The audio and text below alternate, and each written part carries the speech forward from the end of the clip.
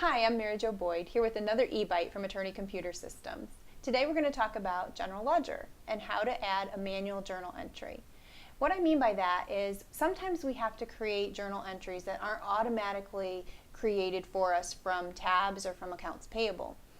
Tabs, whenever a payment is entered, if you're using our integrated accounting, it will go ahead and post that particular payment to our cash account, and it will then also post the other side to our credit account for income. If you have a check that you're writing out of AP, then that check will also post and take the money out of the bank account for you, and it will debit whatever expense account that you want.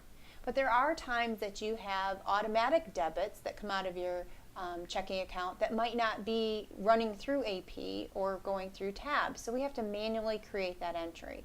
So today I'm going to show you how to do that, how to go in, make sure it's balanced, and how to create that entry. So let's go do it. So I'm in General Ledger, and we have a journal entry icon. So when we click on that, it will take us right into a journal entry. And this is our journal entry screen. The record number is just going to automatically be assigned when we create our first journal entry. So we have to choose the account number, and I always like to choose my bank account first because either I'm putting money in or I'm taking money out. And I have a little trick that I use to help me remember that, to know whether or not it's a debit or a credit. And if I'm putting money into the account, it's like a deposit, so that would be a debit. They're both D's.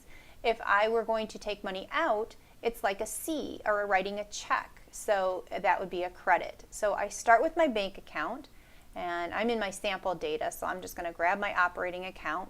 My sample data is in November of 2011, so we'll just leave it there.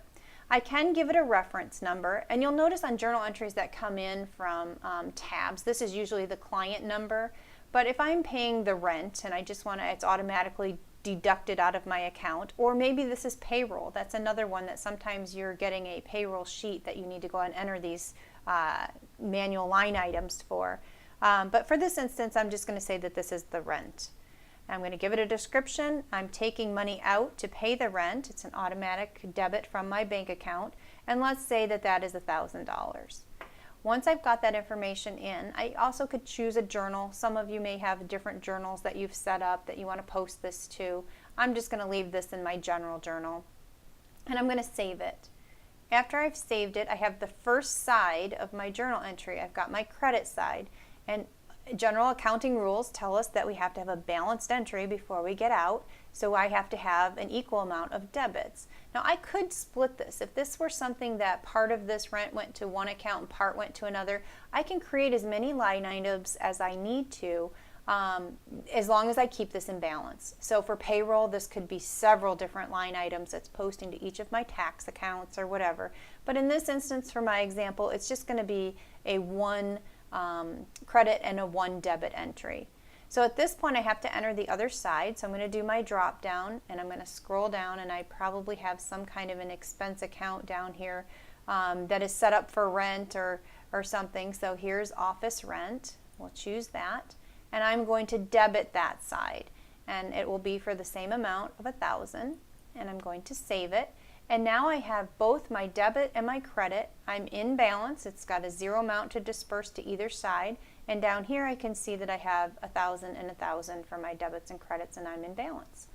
So once those are both saved, I can exit out, and now I have posted that journal entry to my general ledger, and I can come in and look at that. And we have a rental payment right here. And there, if I click on it, can go right back to my journal entry, and it's already over on my general ledger. So it's as easy as that. If you have to post a manual journal entry, you can go in and you can do that. So anything on your statement when you get it from the bank that's not in there, that didn't come from AP or Tabs, you can create it at that time or as it occurs. I hope that's helped. If you have any questions or comments, you can always visit our website or give us a call. Thank you.